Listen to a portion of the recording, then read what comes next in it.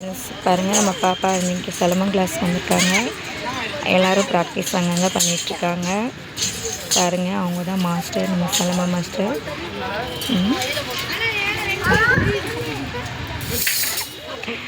பாருங்கள், சிலம்பம் சுற்றுறவங்க பேரில் ஃபன் பண்ணிகிட்ருக்காங்க.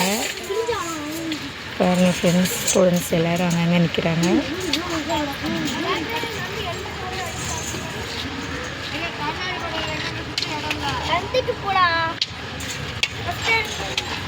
மாஸ்டர் வந்து அவங்களுக்கு எப்படி ப்ராக்டிஸ் கொடுக்குறாங்க பாருங்கள்.